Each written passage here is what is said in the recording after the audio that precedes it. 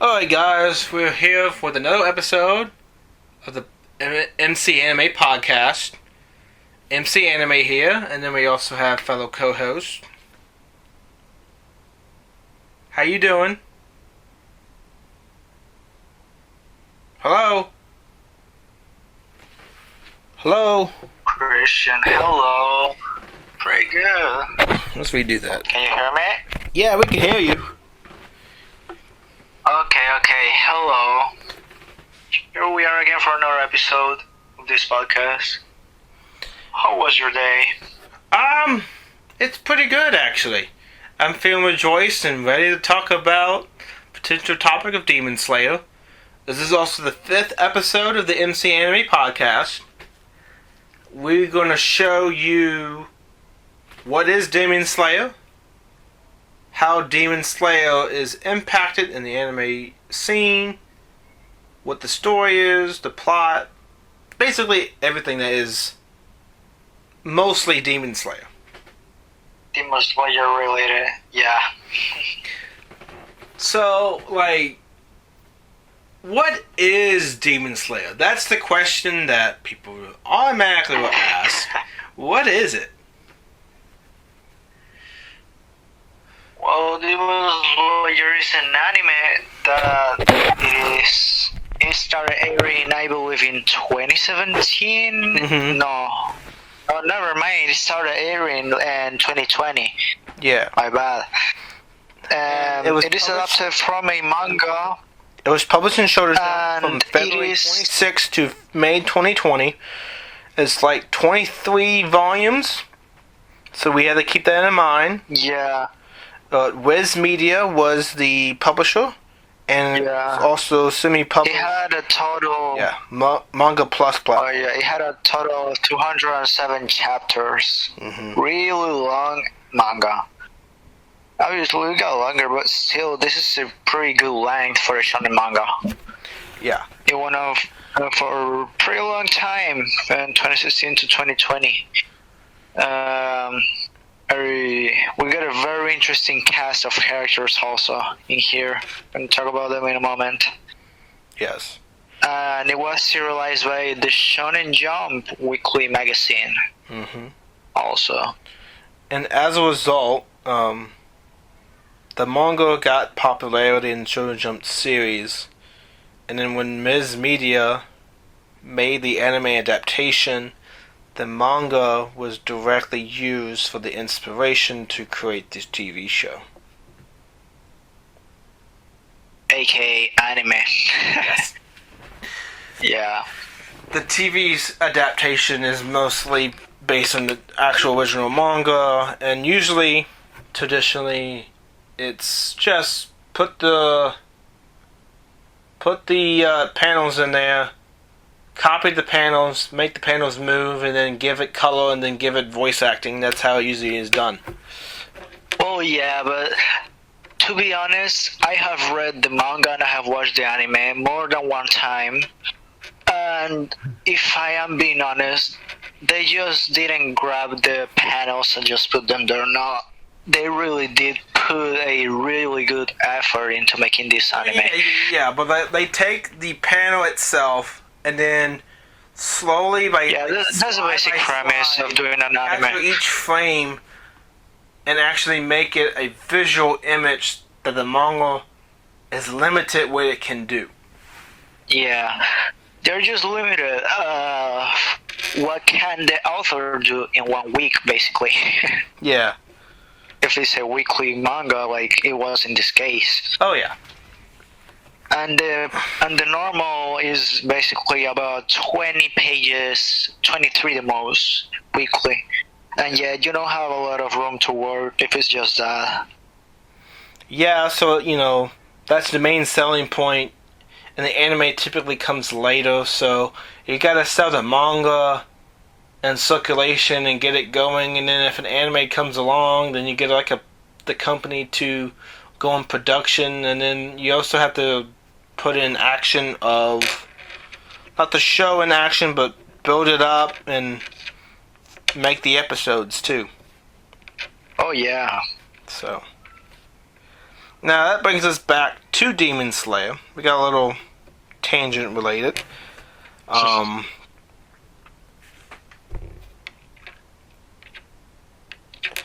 So when we hear the title Demon Slayer, it reminds me of like titles like Goblin Slayer and things like that.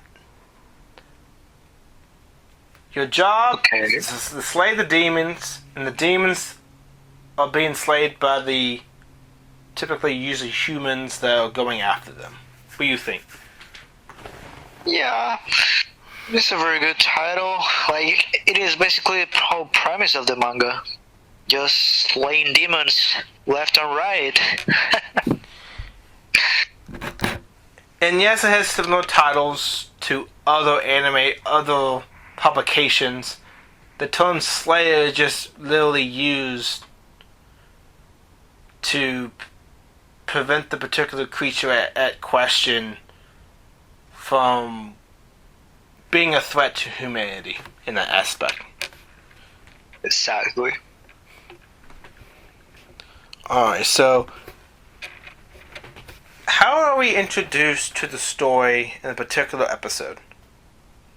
Okay, so on the first chapter of the manga, or the first episode of the anime, we got this boy called Tanjiro, and he's coming back from cutting some wood.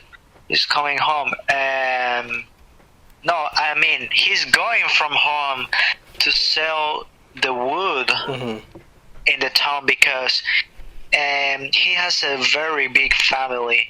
Yes. They are about, I believe they are 5 or 6 siblings, if I'm not mistaken. And they just have their mother.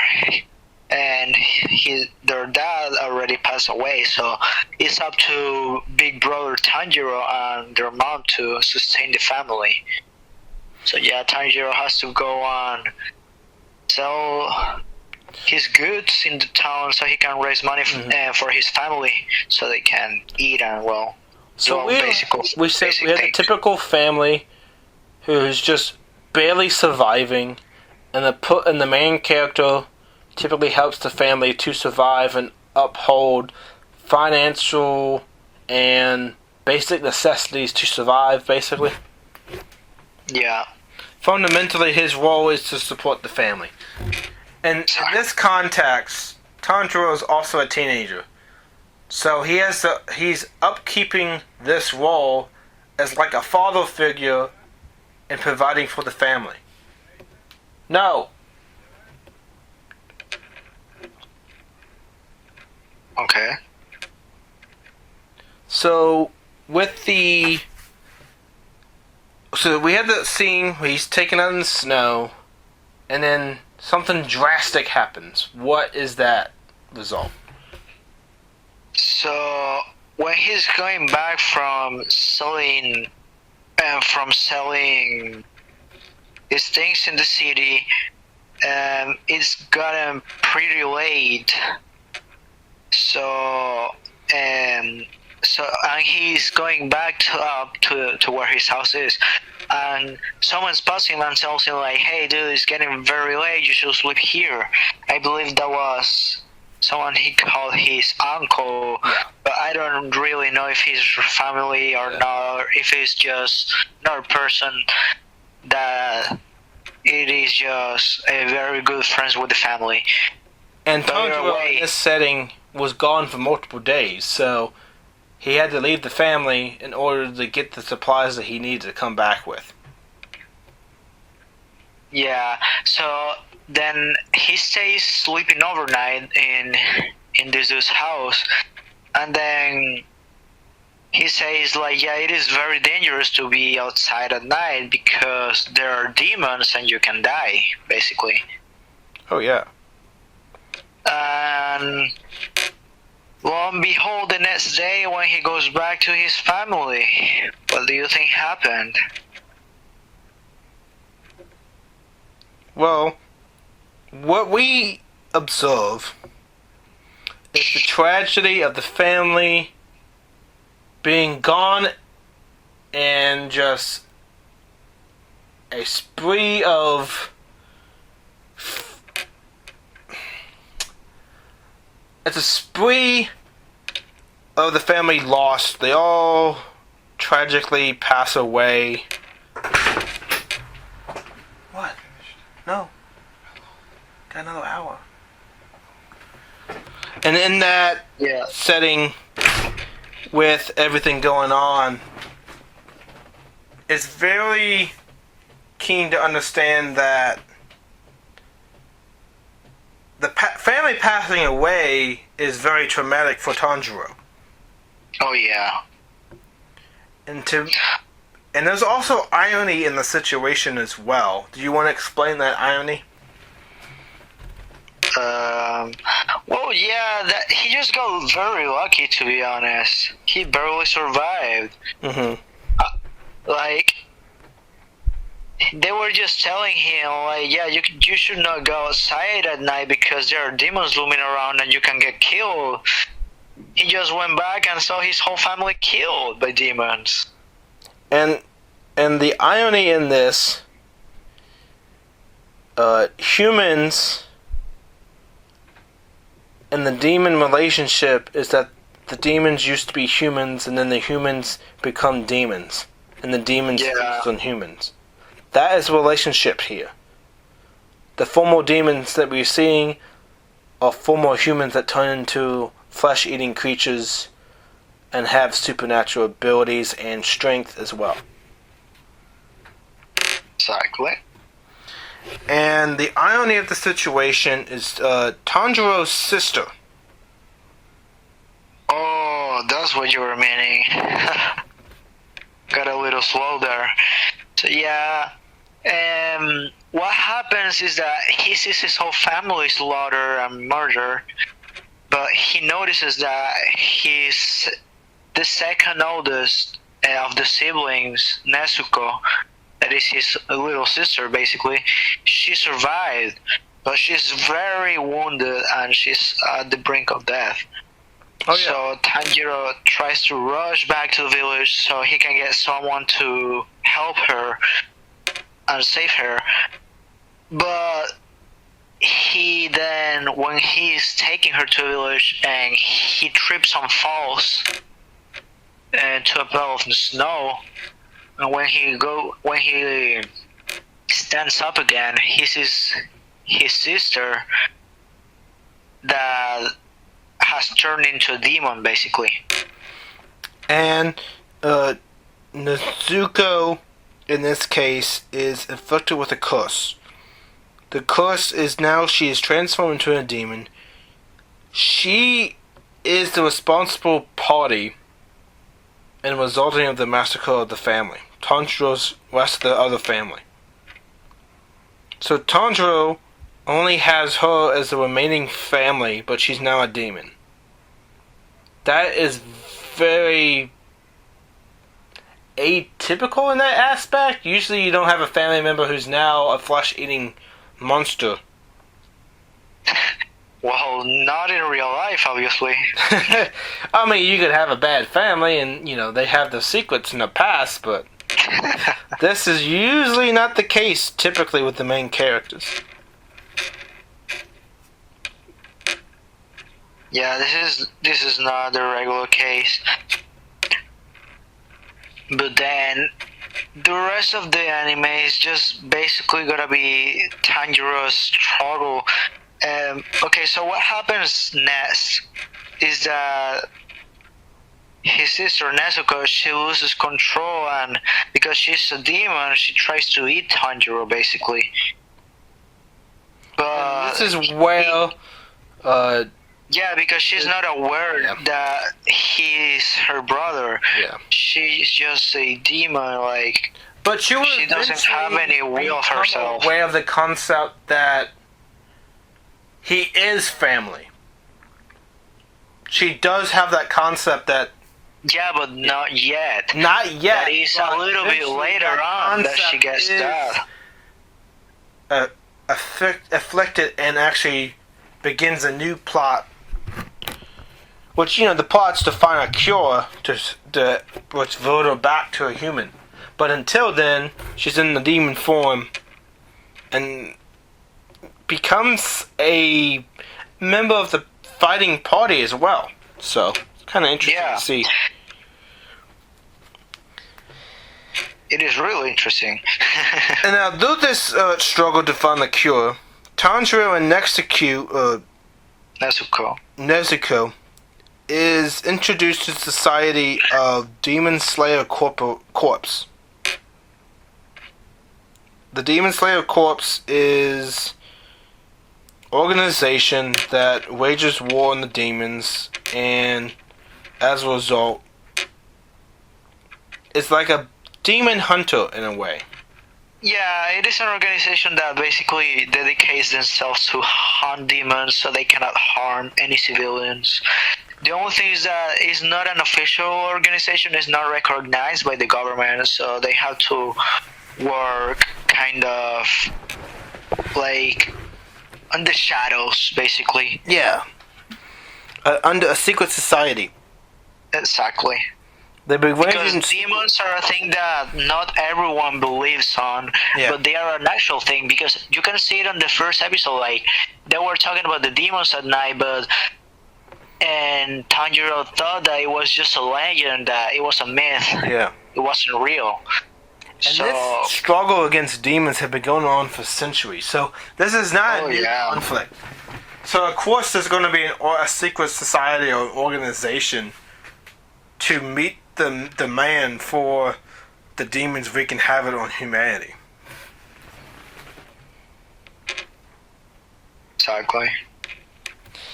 And, you know, it also goes back to, we have this history of conflict. Demons versus humans. Typically in this scenario, demons versus humans, humans are just fighting for survival, and the demons are just preying on instinct to attack the humans. It's any story that's in that relationship of not only for survival, but they hope that one day everything can be reversed, at least come to an end. Yeah. The point of the whole story is basically that, like, trying to find a cure for Nezuko, but at the same time you're fighting demons. But the other thing is that Tanjiro, he doesn't want to fight demons. Every time that he sees that he fights a demon and has to kill it, he feels sorry for the demon, because they were once regular person that breathe and walk like you. Like, they were just regular human beings. They just got very unlucky. These demons are former humans, sold to humanity in exchange for power. In the exchange for power, they feed on humans, and as a result, possess supernatural abilities such as super strength, magic, and regeneration. Yeah, but not all the demons became demons. Because of that. They have utterly worldly characteristics about them. Yeah. These characteristics are basically definition in who they are in the demon hierarchy, as another way to say about it. Yeah. And the driving fear with Tanjiro and his sister is, at any moment the demon sister can go into a rampage like episode, like when they first met each other, him coming back. Yeah, she can just. That's the main problem, that she has to stay sane so she doesn't go in rampage and ends up killing a human. Yeah. Because at that point she'll have to be killed, and there will be no more hope. And the only way to deal with a demon that is rampaging against humanity is to be, well, decapitation via weapons with an alloy known as sunsteel. Exactly. You cannot do it with any other with any other metal. No, It has to be that one specific. That specific one. It has to be. And sun still has origins like similar to sunlight. So the poison extracted from Ricea flowers is basically similar to how as sunlight deals to like vampires. Exactly. And there's a reason why. Two demons in this case. Yeah, there's a reason why demons in the night go hand in hand. Good in the day, bad at night. The evil will hide in the daylight and come out at night, where the daylight doesn't make them out in the open. Yeah, they're basically a version of a vampire, you can say. Yeah. You can see it like that. They cannot go out in the sunlight because they will get just burned and disappear. They're just burned to ashes and be gone forever. And then the demon slayers that fight these demons are also not ordinary humans as well. Oh no. They're very, well, different. To be part of the demon slayer, of the demon slayer's corpse, you have to pass a certain test. Yeah. And it is a very difficult test. Like Tanjiro's, his sensei, basically the person who teach him how to use a katana and how to fight. In the past, he has sent numerous amount of students to the exam, but I just know of only one of the big number that he sent that could come back. And even that with is, yeah. And that is Giyu that we met at the beginning. Demon Slayers also have an affinity, so that affinity is usually based on the elements or the particular power that they possess. Oh yeah, and also based on their master. Yeah. It's also based on the master. And they employ techniques which is known as breathing styles, which grant them the superhuman strength and increased resistance to fight off the demons. Yeah.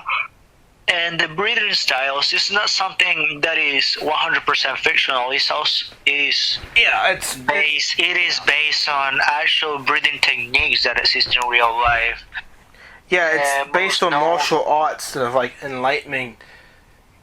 You have a calm mind means a calm body, so you can respond quicker.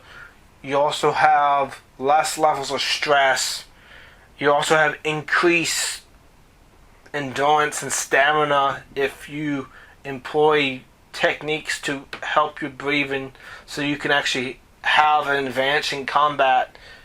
It's not as much as Demon Slayer puts it out to be, but it's important to at least acknowledge in the terms of Demon Slayer in the show. Correct. But yeah, and these breathing techniques, they're different. There is obviously some basis for them. Mm-hmm. Wait a moment. The base breathing techniques.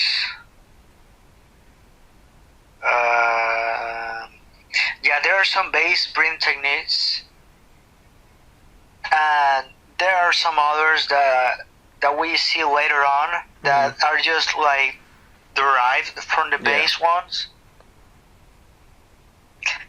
But yeah, the principal breathing techniques, like the base ones, are flames, water, thunder, wind, stone, moon, and sun.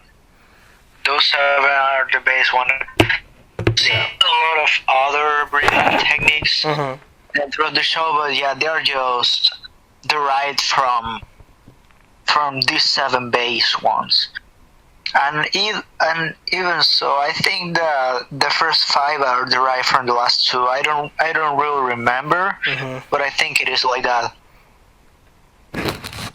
The breaths of the moon and the sun, they were basically the first ones to be used by demon slayers. They are the most ancient ones. And also, here's a popular quote. In order to soothe the spirits of those it killed and make sure it claims no further victims, I will swing my blade down and lop off the head of any demon without mercy. But I will not belittle those who regret their actions and suffer over the things they did as demons, because demons were once human because they were like me. That is the fortitude of Tanjiro in the anime. Like, that's how he separates himself from the other demon slayers. Oh yeah. Tanjiro is just a very passionate person. And his personality is like intelligent, gathering, kind at heart, willing to forgive. Oh yeah. Normal, typical character who had a missed strength. He had to earn that strength. So he's not a main character that is naturally born with strength. He has to train to achieve that strength. Oh yeah, he has to train a lot. So keep that in mind. Other like Naruto might have natural ability. It just needs training to unleash that ability. But Tanjiro has no such natural ability. It has to all be learned and honed in. Yeah, everything was just little by little learning, strengthening his body basically, so he can be able to slay those demons later on. Because I'm telling you, beheading, like cutting the head of any human being or animal in general, is not an easy task overall.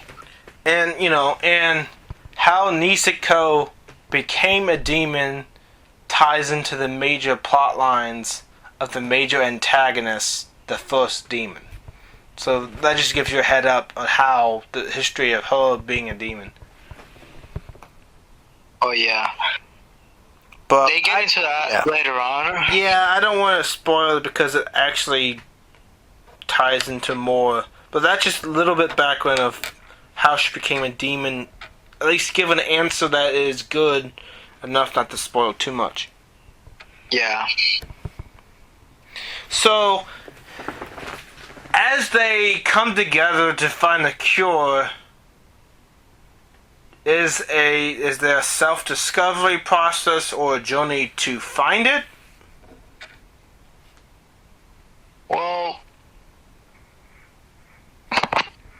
in the journey of Tanjiro searching for a cure for his little sister, there's a lot of stuff that happens, and he first needs to become a demon slayer, which he does. He becomes a demon slayer and getting the lowest rank for now. And he's assigned missions, and he has to go complete his missions, kill the demons, and then take a break, and then keep going. And in this journey, he meets a lot of people, and the two main persons being Inosuke and Zenitsu, who are going to be basically his big companions for the rest of the show, basically. And keep in mind,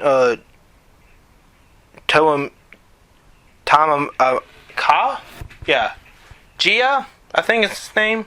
Oh, Tomioka? Yeah. He plays an important part in when he first encounters the sister, and as a demon slayer tries to put it out, and then he eventually trusts Tanjiro with, and you might be skeptical at first, but eventually helps him to maintain the the urges of the sister as the demon. Yeah, he helps Tanjiro a lot, mostly because he's the one that was going to take out Nezuko. Yeah. But he saw that Tanjiro tried to desperately to evade, to make him miss, basically, so he wouldn't kill Nezuko. And then afterwards, when he is knocked down, he sees that Nezuko is trying to protect him. Oh yeah.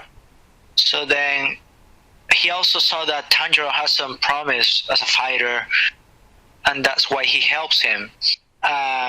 Gives Nezuko that bamboo, basically, so she doesn't go biting anyone by accident. Yeah. And then calming effect. Yeah. He's like the big brother for Tanjiro. And then we have another introduction to the Brandon crew. Zenitsu. Zenitsu. Yeah, Zenitsu. It is funny when you pronounce names. I don't know, like, Zenitsu, I get a really interesting appeal to him. Zenitsu is a very interesting character, and he's the first one that we encounter. Tanjiro is going back from a mission. Yeah. He's going to another one. And actually, Zenitsu was in the same test that Tanjiro took when they became Demon Slayers, and there were only 4 persons that passed that specific test. One of them was Tanjiro, and the other one was Zenitsu. We're not gonna talk about the other 2 right now, and we're gonna get into them later on. But Zenitsu, when Tanjiro is going back, he finds Zenitsu basically screaming to a girl in the middle of the road. Yeah. And because he has a very... Zenitsu's basically like the crybaby of the show. Oh yeah, but he also has a very carefree attitude on life. Oh yeah. And somehow unconsciously fighting with a sword in a sleep mode. I don't know. Oh yeah, we're gonna get into that now in a moment. But Zenitsu is very carefree in life because he basically says like, yeah, I'm a Demon Slayer, I can die at any moment, so I should just live my life the best that I can, like enjoy it the most that I can. Mm-hmm. Basically.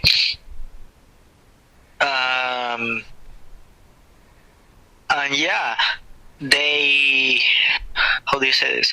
He encounters Zenitsu, he saves the girl because Zenitsu was like, yeah, you have to marry me or I'm gonna die soon. And he saves the girl and takes Zenitsu with him, basically. And they are headed to this home. It was like a regular house, but when they go inside, they find out that there's a demon there. Well, that's why they were assigned to go to that location. Mm-hmm. And this is the part where they find this demon that is controlling this house.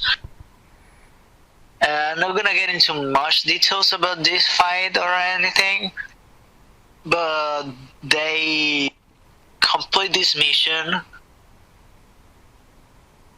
and at the same time while they're doing the mission, they find another person that is gonna be Inosuke. Now we're introduced to him too. Okay. And he was also in the house. And so far we just know that it is a person behind the boar's mask. Oh yeah. That's kind of a pun. There's kind of a pun in his name in Inosuke because the words wild boar in Japanese is you can say like Inoshishi. Oh, yeah. So that's kind of a pun in his name, Inosuke, because he has a boar mask. For me, it's now like we talked about some of the characters being supporting characters. along the journey to find the cure, how do these characters interact with Tanjiro and the sister to become the fighting team we see them become? Well, at the beginning, obviously, they are not in very good terms, mostly. Yeah. Because Zenitsu is pissed because Tanjiro took him away, took the girl, and basically let the girl get away. Yeah. And then later on with Inosuke, because he wants to kill Nezuko because he just sees a boss with a demon. Mm-hmm. And Zenitsu is trying to protect the boss because he remembered that Tanjiro said that boss contained something that was more important than his life. Even though Zenitsu had failed before, that inside the boss there was a demon. True. He still tried to protect the boss. And that tells us a lot about Zenitsu's character and his personality. That Tanjiro is just a person that he just met, basically. And Tanjiro, and he just told him that inside the boss there was something that was even more important than his life. And even though they just met and everything, he tried to protect the boss. Even though he also knew that there was a demon inside, he tried to protect the boss with his life, basically. Let's also bring an interesting point. Demon Slayer is very lot of characters. They're introduced. Some have more impacts than others. It's the fight to become the demon versus the human. The human side of you always fighting the demon. But we also have unique fighting style and the affinities and the breathing techniques. How does that translate into the actual anime itself? Does it transition well? Do they have fights that actually transitional periods for the character to build them up? Well, there's a lot of stuff that is coming now later in the manga that I don't want to talk about because there are big spoilers. Mm-hmm. But yeah, those characters, like the way that the persons are, the way that Tanjiro is, the way that Zenitsu is, the way that Inosuke is. Yeah. Like, that is gonna have a big impact later on. And one when the story impact keeps that progressing. Demon Slayer does really well in capturing is there's many different fighting techniques, and they're not based on powers, they're based on the technique of the user using the sword and the weapon associated with the technique itself. They have a really good animation style that actually captures the unique universe of Demon Slayer. Oh yeah. The The animation for this anime is just top tier. I give it a 10 out of 10 to that animation. The animation, you can see that it's taking time to illustrate each individual scene with specific detail instead of like flat detail. Because I know sometimes the process to make the animation is rushed, so some aspects of it might be a little less refined. But in this scenario, it is carefully done to where it doesn't interfere with watching the show. You can just, each frame is individually captured to provide the detail necessary not to distract the audience from the show itself.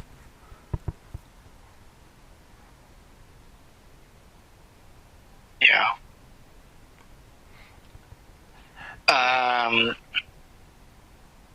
So what should we talk about now? So we keep going on to the... Yeah, well, Ooh. the animation... Well, you also have the different fighting sequences. Like, Oh yeah. how would someone depict the fighting sequences with the demons and the different techniques? How does that translate to the screen from the manga? Well, they do it really, really good. I didn't read the first chapters because I had already watched the anime. I just kept reading from where I left off from the anime. But I did watch, I did read some of the fights that happened later on in the movie, Mugen Train. And Yeah, I feel like... let me tell you something. Yeah. The anime does it way better. Why? because just because the animation is so good, you see in the anime that when they do the breathing forms, they got this pattern like style that is. It feels like it is from the manga, and right? also another aspect of the fighting style that I have seen, bear witness to, is it's not a typical fighting scene of other anime. It's more focused on the movements of the character. It is like a portrayal of what actually based on martial art fighting concept should be. Constant moving around, avoiding the target, trying to gain the advantage over the target, and actually be one-up them in a sense, to actually be better than them and actually win the fight. It creates...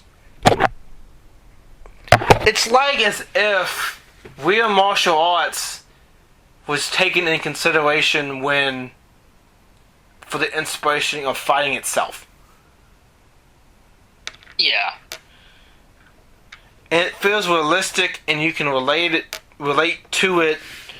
For they're not like the abilities that they have. They're not powers. It's based on fighting alone and achieving that through great skill associated with it. Exactly. Like, they're not power users. Power users is totally different. Oh yeah, they are born with those powers. And here, no, they have to develop the powers. Yeah. It's not really power itself. It's more like they have unique abilities associated with their fighting. Abilities. Yeah, we can call them abilities. They have to develop these abilities. Yeah. It's not like they are born with them. Mm-hmm. Well, they just have to develop, but there is obviously certain compatibility with elements in here. Well, yeah, that's like your natural affinity type of thing coming out, what you best at. Yeah, but at the end of the day, everything is just effort. Yeah, the more effort you put in, the more better the fighting you can be.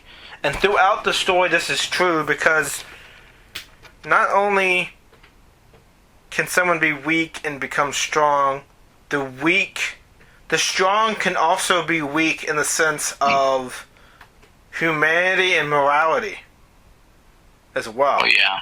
So you can be really strong and be like a top of your class type demon slayer, but you lack what is necessary and basically weakens you as a character in characterization. If you have that weakness or that flaw about you, then you're more relatable as a character. Mm-hmm.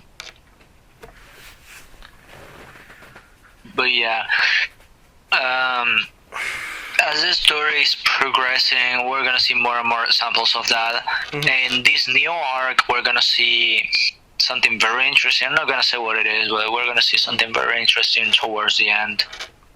Maybe in the last 1 or 2 episodes of this new season. And the episodes are not like super continuous of like one episode leads to the next. It's a slow build, so if you like a little bit out of order, you can still enjoy the show, and it won't give major spoilers if you skip ahead.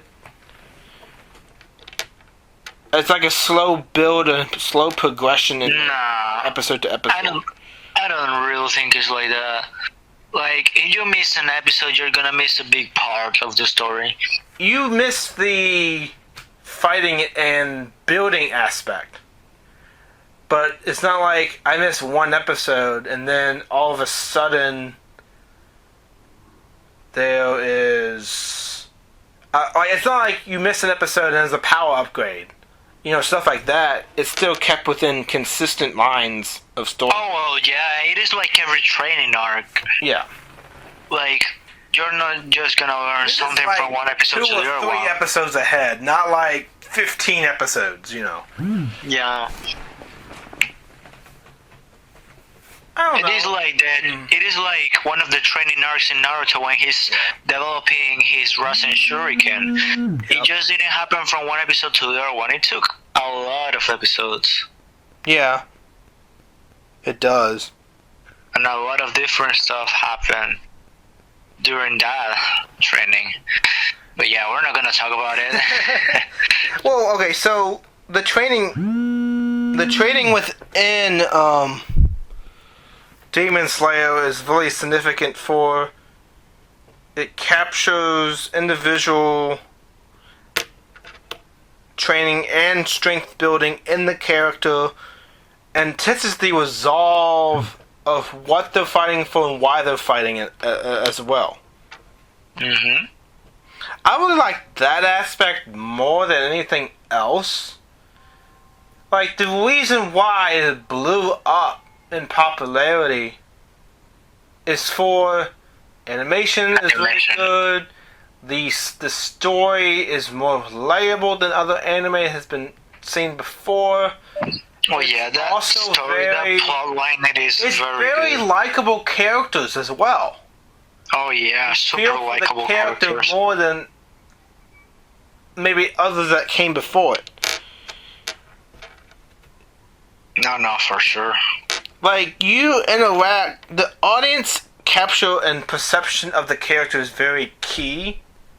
And I feel like Demon Slayer captures the tension versus humans versus demons, but also provides the human aspect and a little bit of the demon philosophy if they actually are able to form words in their interpretation as well. So, is there really like a particular part where we see the main character act as he does, but take a tremendous change in how he will respond?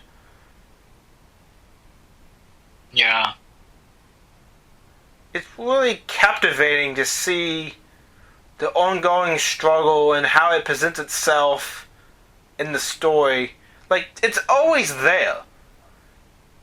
And not many stories find a consistent narrative into which the fit in the struggle. Usually it's just like it's just particular arcs and that's the main story, but the entire thing is demons within Demon Slayer, so it has a consistent theme. What do you think? Well, there is a reason why this anime is so popular, to be honest. Well, yeah, because there's different aspects that provide people what they have lacked, or the lack of is now shown, featured in the story itself. Exactly. There's always something to find what you like, whether it's the animation, the fighting, the storyline, the interaction of the characters, and how they perceive and how they want to fight, what they believe in. And as we were saying, overall, the characters are way too likable. But you know what? If you have too much likable characters, then it's really hard for people to find the particular favorite and who they resonate the most with. If you like everybody, you have like an equal sense in who they are, kind of thing. Yeah. I don't know. Well, what makes Demon Slayer a show to be compared to others that came before it? What does it do differently that it encapsulates into the plot? Well, the biggest thing I think is, for me, that it is not like any other generic anime where the protagonist is just OP from the beginning, from the get-go. Also, also the story overall. Yeah. I think it is more mature than some other animes, and that's also why it's so likable. Mm-hmm. Yeah, I feel like we keep going back to, like, you know, the theme of demons versus humans, how it presents the story, as well as, you know, the supernatural aspect is really interesting. It's different than the other supernatural aspects we see. There's depictions of them as well in the story and genres. Mm-hmm.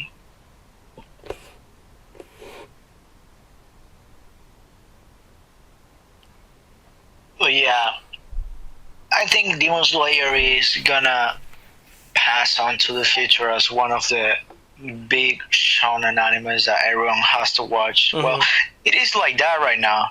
It is an anime that you must watch if you Well, haven't. okay. Saying you must watch it is more subjective in most opinions. No.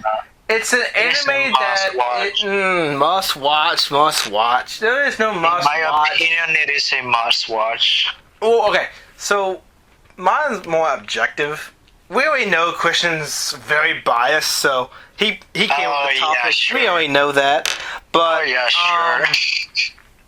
Demon Slayer is one of those anime that has a unique plot where the animation tells the story of the struggle with, you know, Tanjiro and Nezuko.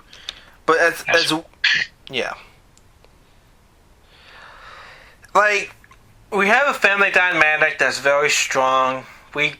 Family ties is very important. In those family ties, it's the goal to become stronger. Fighting what you don't know and then training for what you don't know to become better at what you don't know actually provides a pretty good storyline. It really does. It's one of those anime, it's new and fresh. It doesn't have many that came before that is similar, like super similar, so it stands by itself.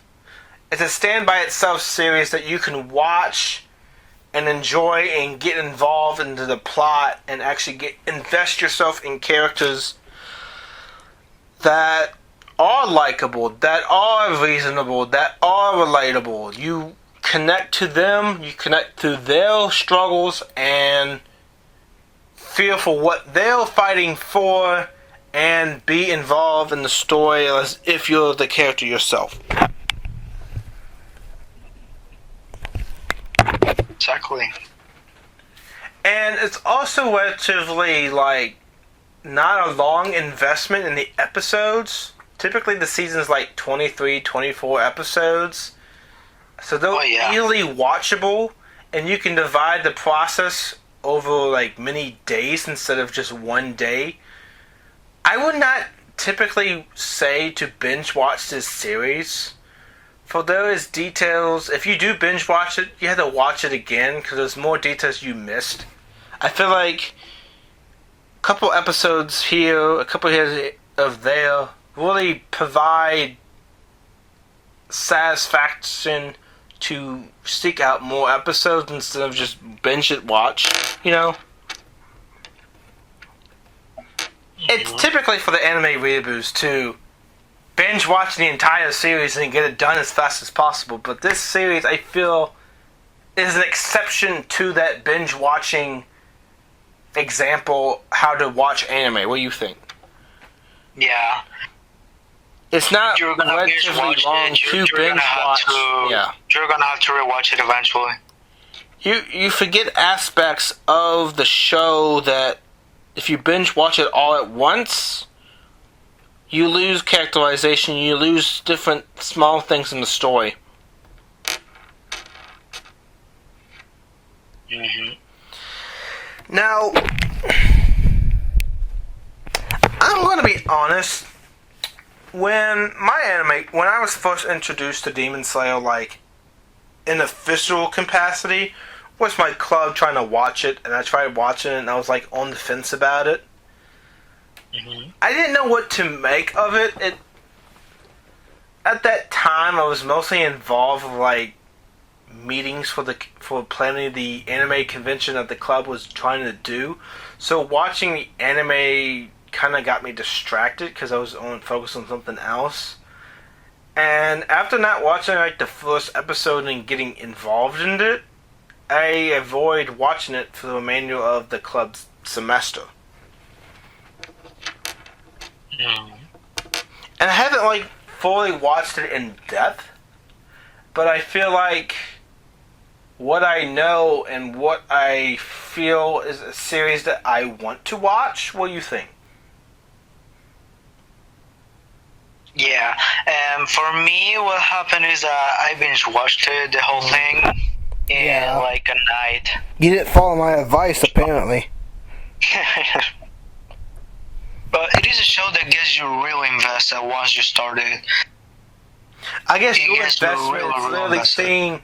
I guess your investment is just watch out everything and then rewatch because you got nothing else to do. That was in the past. Right now I'm pretty busy, That's so in the past. I don't got time for